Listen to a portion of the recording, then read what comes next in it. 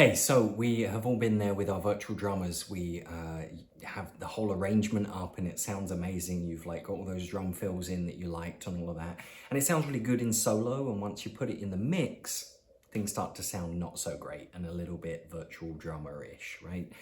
So today I want to give you the my three tips to help you on that journey towards making it sound more realistic and making it work in your mix a bit better. So number one is it's to do with EQ, it's the high mids. Something, that I want to bring up is with your virtual drummer, the samples are amazing, right? This stuff is recorded so well, kind of too well sometimes, right? And so we have a lot of information in the sound of your overall drum kit that is not necessarily going to get used in the final mix, right? If you listen to some of your favorite tracks, you're going to find that a lot of the drum kit, like the EQ spectrum kind of thing, is not being used as much. So the high mids are the culprit a lot of the time. We find a lot of sibilance. High mids, for me in this example, would be like 1,000 to 4,000 to 6,000 hertz, right? High mids. It's a lot of sibilance, a lot of like angry, bitey cymbals, which is fine, but you don't want that to be overpowering. You've got other things in your mix. You might have like electric guitar solos and vocals and things like that that need to sound upfront and aggressive. And if you're using all of that space up with your cymbal crashes and your hi-hat, it's not going to mesh well, right? So a lot of the time I find myself in Logic, for example, using the virtual drummer and then just cutting out loads of the high mids, right? Like a big sweeping EQ move, to just take out a lot of those high mids. Don't go insane with it, but I've definitely taken 60B out easy. It's just not needed.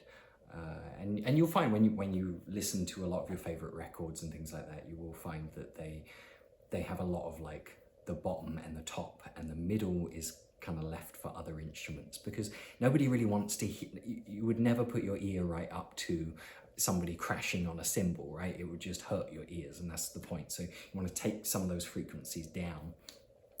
Second point, I like this one, is tweaking the drums, right? You are given the opportunity, especially in Logic, but in other systems as well, you're given the opportunity to adjust so many things and so many dials and details with your virtual drummer. I'm not saying that you have to spend hours playing with you totally can. You can play with every dial and every sound and just enjoy it, right? Music's fun. But I'm not saying you have to do that, but it is important to find the sound of your drum kit that you're looking for, right? You would do this in a live session. You're recording a real drummer playing a real kit. You would work with them to get the sound you want. You would tighten the head of the drums. You would loosen the head of the drums. You would mute out some of the pieces of kit and stuff like that, and find what sticks are they playing with, where are we putting the mics. You would do all of that stuff to get the sound that you want for your drum kit.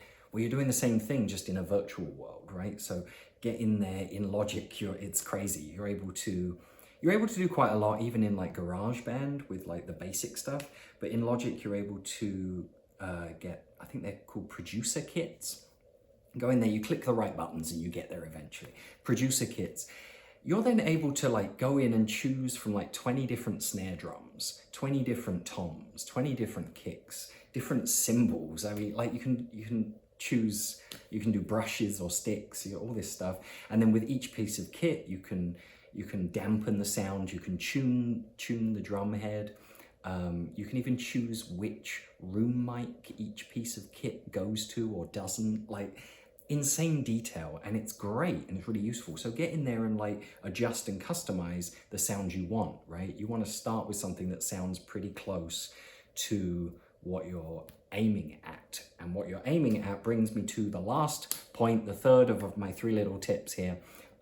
Is a reference track. You've got, mixing 101. Grab a reference track. You've got to know what you're aiming for, right?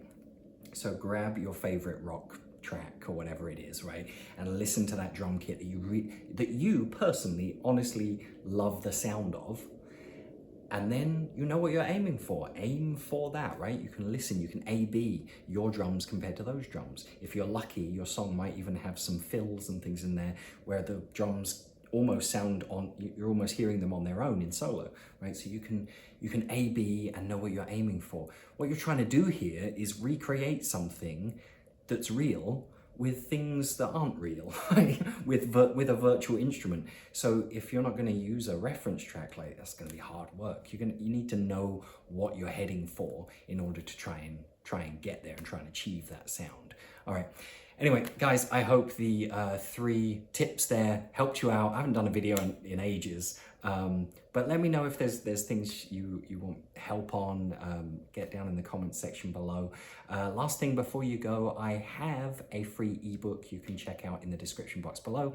It is the full guide to all the equipment you're going to need to get started in the world of recording and mixing. It's a great little book. It's a little tiny book, like a guidebook.